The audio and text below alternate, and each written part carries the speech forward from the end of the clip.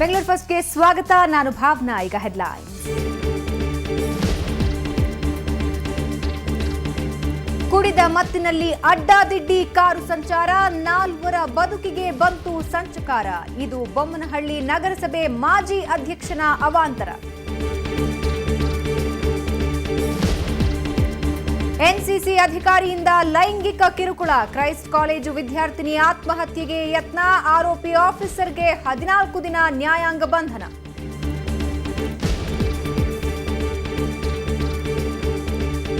ಮೊದಲ ಹಂತದ CET counselling ಪೂರ್ಣ, 51,000ಕ್ಕೂ ಹೆಚ್ಚು ಸೀಟು ಭರ್ತಿ. ಗೊಂದಲ ಬಗೆಹರಿಸದ ಪ್ರಾಧಿಕಾರದ ವಿರುದ್ಧ ಆಕ್ರೋಶ.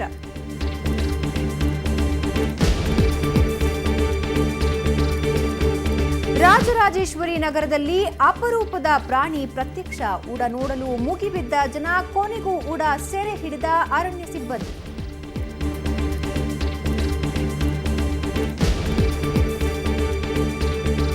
ಮೌಸ್ ಹಿಡಿಯುತ್ತಿದ್ದ ಕೈಗಳಲ್ಲಿ ಟೆನ್ನಿಸ್ ರಾಕೆಟ್, ಇಂಟರ್ ಕಾರ್ಪೊರೇಟ್ ಟೂರ್ನಿಯಲ್ಲಿ ಪಾಲ್ಗೊಂಡ ಟೆಕ್ಕೀಸ್, ಪ್ರಾಯೋಜಕತ್ವ ವಹಿಸಿರುವ ಸುವರ್ಣ ನ್ಯೂಸ್.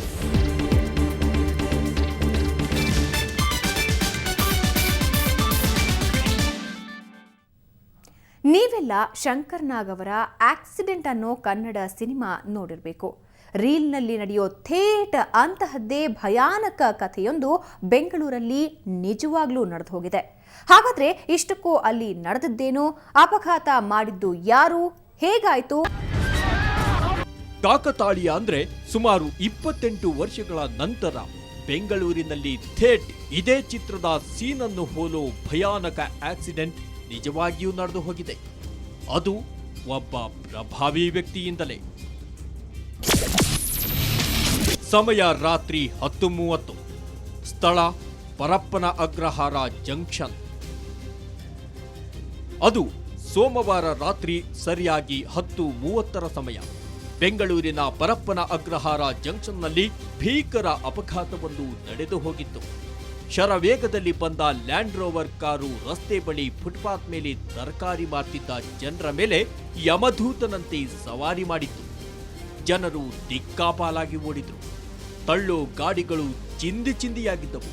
ತಕ್ಕಡಿಗಳು ತರಕಾರಿ ಚೆಲ್ಲಾಪಿಲ್ಲಿಯಾಗಿ ಬಿದ್ದಿದ್ದವು.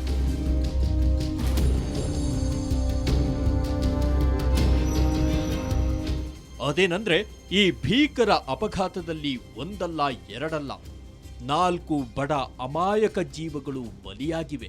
ಇಷ್ಟೆಲ್ಲ ನೋಡಿದ ಮೇಲೆ ನಿಮಗೊಂದು ಅನುಮಾನ ಬಂದಿರಲೇಬೇಕು.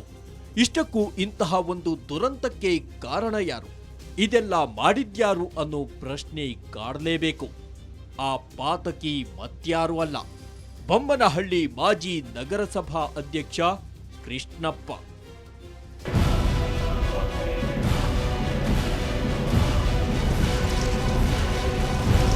ಹೌದು, ಮಾದಕ ವ್ಯಸನಿ, ಕುಡಿತದ ಚಟ ಹೊಂದಿರೋ ಕೃಷ್ಣಪ್ಪ ಅಮಲಿನಲ್ಲಿ ಎರ್ರಾಬಿರ್ರಿ ಕಾರು ಚಾಲನೆ ಮಾಡಿ 4ರನ್ನ ಬಲಿ ಪಡೆದಿದ್ದಾನೆ. ದುರಂತ ಅಂದ್ರೆ ಆಕ್ಸಿಡೆಂಟ್ನಲ್ಲಿ ಯಾವುದೇ ಅಪಾಯವಿಲ್ಲದೆ ಬಚಾವಾಗಿರೋ ಕೃಷ್ಣಪ್ಪ ಘಟನೆ ನಡೆದ ನಂತರ ಕಾರಿನಡಿ ಸಿಲುಕಿದವರ ರಕ್ಷಣೆಗೂ ಮುಂದಾಗದೆ ಪರಾರಿಯಾಗಿದ್ದಾನೆ. ಇರ್ಬೋದು. ಐಷಾರಾಮ ಕಾರು ಒಂದು ಸುಮಾರು 100-120 ವೇಗದಲ್ಲಿ ಬಂದಂಗೆ ಬಡ ಜನಗಳು ಇಲ್ಲಿ ವ್ಯಾಪಾರ ಮಾಡ್ಕೊಂಡಿದ್ದಂಥವ್ರು ಅವ್ರ ಮೇಲೇ ಗಾಡಿ ಚಾಲನೆ ಮಾಡಿಬಿಟ್ರು. ಆತ ಕೃಷ್ಣಪ್ಪ ಗಾಡಿ ಚಾಲನೆ ಮಾಡಿದ ನಗರಸಭೆ ಮಾಜಿ ಅಧ್ಯಕ್ಷ ಆಗಿದ್ರು ಅವರು. ಆತ ಸುಮಾರು ಮದ್ಯಪಾನ ಮಾಡಿದರು ಅಂತ ಅನ್ಸುತ್ತೆ. ಗುದ್ದಂಗೆ ಆ ಕಡೆ ಅವ್ರನ್ನ ಯಾರು ಕೇರೆ ಮಾಡಲಿಲ್ಲ. ಅವ್ರು ತಪ್ಪಿಸ್ಕೊಂಡು ಹೋಗೋದು ಮಾತ್ರನೇ ಅವ್ರ ಗಮನ ಆಗಿತ್ತು. ಇನ್ನು ಅಪಘಾತದ ವೇಳೆ ಕಾರಿನಡಿ ಸಿಲುಕಿದವರಲ್ಲಿ 40 ವರ್ಷದ ಇಂದ್ರಾಣಿ ಹಾಗೂ ಪುಷ್ಪರಾಣಿ ತಡರಾತ್ರಿ ಆಸ್ಪತ್ರೆಯಲ್ಲಿ ಬಲಿಯಾಗಿದ್ದಾರೆ. ಉಳಿದಂತೆ ವಿಜಯ್ ಕುಮಾರ್ ಹಾಗೂ ರಾಜಾ ನಾಯ್ಕ್ ಬೆಳಗ್ಗೆ ಆಸ್ಪತ್ರೆಯಲ್ಲಿ ಕೊನೆಯುಸಿರೆಳೆದಿದ್ದಾರೆ. ಘಟನೆಯಲ್ಲಿ 10ಕ್ಕೂ ಹೆಚ್ಚು ಮಂದಿ ಗಾಯಗೊಂಡಿದ್ದಾರೆ. ಸಾಕಷ್ಟು ಜನಕ್ಕೆ ಗಾಯಗಳಾಗಿ ಒಟ್ಟು 7 ಜನಕ್ಕೆ ಗಂಭೀರ ಸ್ವರೂಪದ ಗಾಯಗಳಾಗಿದ್ದಾವೆ ಮತ್ತು 3 ಜನ ಇದರಲ್ಲಿ ಮೃತಪಟ್ಟಿದ್ದಾರೆ. ಒಬ್ಬ ತರಕಾರಿ ಮಾರ್ತಕ್ಕಂಥವ್ರು ಮತ್ತು ಇನ್ನಿಬ್ಬರು ಇಲ್ಲಿ ಬಂದಿರತಕ್ಕಂಥ ಹೆಣ್ಮಕ್ಳು 3 ಜನ ಮೃತರಾಗಿದ್ದಾರೆ. ಈ ಮಧ್ಯೆ ಘಟನೆ ನಂತರ ಕೃಷ್ಣಪ್ಪ ಎಸ್ಕೇಪ್ ಆಗಿದ್ದು ಆತನಿಗಾಗಿ ಪೊಲೀಸರು ತೀವ್ರ ಶೋಧ ನಡೆಸುತ್ತಿದ್ದಾರೆ. ಕೃಷ್ಣಪ್ಪ ಕುಡಿದ ಮತ್ತಿನಲ್ಲಿ ಅತಿ ವೇಗದಿಂದ ವಾಹನ ಚಾಲನೆ ಮಾಡಿದ್ದೇ ಅಪಘಾತಕ್ಕೆ ಕಾರಣ ಎನ್ನಲಾಗ್ತಿದೆ. ಮತ್ತೊಂದು ಕಾಕತಾಳೀಯ ಅಂಶ ಅಂದ್ರೆ ಕೃಷ್ಣಪ್ಪ ಮಾಡಿದ ಈ ಅಪಘಾತ 2002ರಲ್ಲಿ ಬಾಲಿವುಡ್ ನಟ ಸಲ್ಮಾನ್ ಖಾನ್ ಮಾಡಿದ ಅಪಘಾತವನ್ನೇ ಥೇಟ್ ಹೋಲುತ್ತಿದೆ. ಆದ್ರೆ ಸಲ್ಮಾನ್ ಪ್ರಕರಣಕ್ಕೆ ಹೋಲಿಸಿದ್ರೆ ಬೆಂಗಳೂರಿನಲ್ಲಿ ನಡೆದಿರೋ ಈ ಅಪಘಾತ ಮತ್ತಷ್ಟು ಭೀಕರವಾಗಿದೆ. ಪರಪ್ಪನ ಅಗ್ರಹಾರ ಠಾಣೆಯಲ್ಲಿ ಪ್ರಕರಣ ದಾಖಲಾಗಿದ್ದು ಕಿಲ್ಲರ್ ಕೃಷ್ಣಪ್ಪನಿಗಾಗಿ ಶೋಧ ಮುಂದುವರೆದಿದೆ.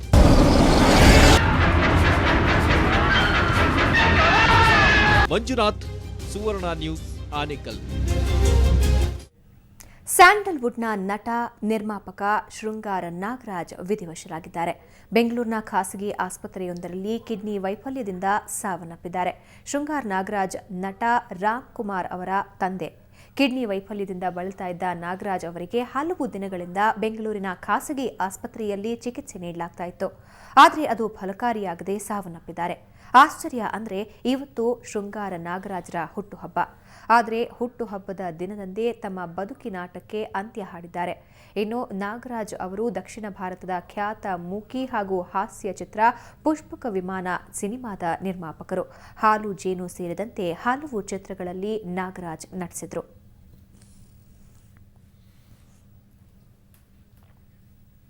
ಪ್ರತಿಷ್ಠಿತ ಕಾಲೇಜುಗಳು ತಮ್ಮ ಕಾಲೇಜಿಗೆ ಒಳ್ಳೆ ಹೆಸರು ಬರಬೇಕು ಅಂತ ಏನೇನೆಲ್ಲ ಮಾಡುತ್ತವೆ. ಒಂದು ವೇಳೆ ಕಾಲೇಜಿಗೆ ಕಳಂಕ ಬರ್ತಿದೆ ಅನ್ನೋಷ್ಟರಲ್ಲಿ ಏನಾದರೂ ಮಾಡೋದಕ್ಕೆ ಮುಂದಾಗ್ತವೆ. ಇಲ್ಲೊಂದು ಪ್ರತಿಷ್ಠಿತ ಕಾಲೇಜಿನಲ್ಲಿ ವಿದ್ಯಾರ್ಥಿನಿಗೆ ಎನ್ಸಿಸಿ ಅಧಿಕಾರಿಯೇ ಲೈಂಗಿಕ ಕಿರುಕುಳ ಕೊಟ್ಟರೂ ಕ್ರಮಕ್ಕೆ ಮುಂದಾಗ್ತಿಲ್ಲ.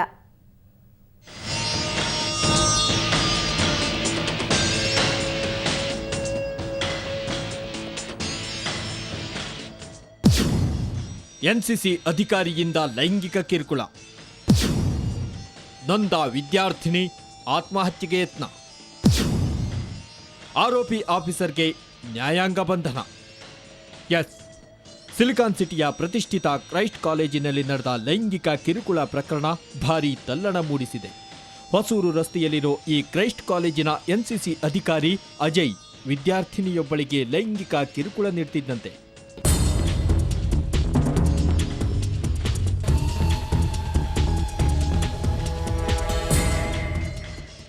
ಇದರಿಂದ ಬೇಸತ್ತ ದ್ವಿತೀಯ BA ವಿದ್ಯಾರ್ಥಿನಿ ಆತ್ಮಹತ್ಯೆಗೆ ಯತ್ನಿಸಿದ್ದಾಳೆ.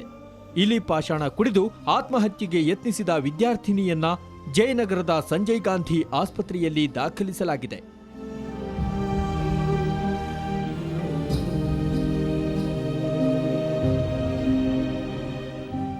ಇನ್ನು ಆರೋಪಿ ಎನ್ಸಿಸಿ ಆಫೀಸರ್ ಅಜಯ್ ವಿರುದ್ಧ ಮೈಕೋ ಲೇಔಟ್ ಠಾಣೆಯಲ್ಲಿ FIR ದಾಖಲಾಗಿದ್ದು ಆತನನ್ನ ಅರೆಸ್ಟ್ ಮಾಡಲಾಯಿತು. ಬಳಿಕ 6ನೇ ACMM ಕೋರ್ಟ್ಗೆ ಹಾಜರುಪಡಿಸಿ 14 ದಿನಗಳ ಕಾಲ ನ್ಯಾಯಾಂಗ ಬಂಧನಕ್ಕೆ ಒಪ್ಪಿಸಲಾಗಿದೆ.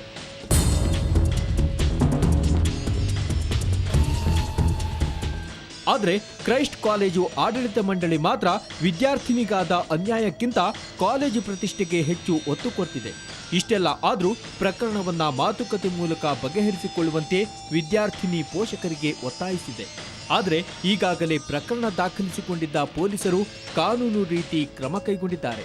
ಒಟ್ನಲ್ಲಿ ಏನೇ ಆದರೂ ವಿದ್ಯಾರ್ಥಿನಿ ಬದುಕಿಗಿಂತ ಕಾಲೇಜು ಪ್ರತಿಷ್ಠೆಯೇ ಮುಖ್ಯ ಎಂಬ ಕಾಲೇಜು ಆಡಳಿತ ಮಂಡಳಿ ನಡೆ ಮಾತ್ರ ದುರಂತವೇ ಸರಿ. ಬೆಂಗಳೂರಿನಿಂದ ಕ್ಯಾಮರಾಮನ್ ಯುಗಂಧರ್ ಜೊತೆ ನಾಗೇಂದ್ರ ಬಾಬು, ಸುವರ್ಣ ನ್ಯೂಸ್. ಈಗ ಬ್ರೇಕ್ ನಂತರ ಬೆಂಗಳೂರು ಫಸ್ಟ್ ಮತ್ತೆ ಮುಂದುವರಿಯುತ್ತೆ.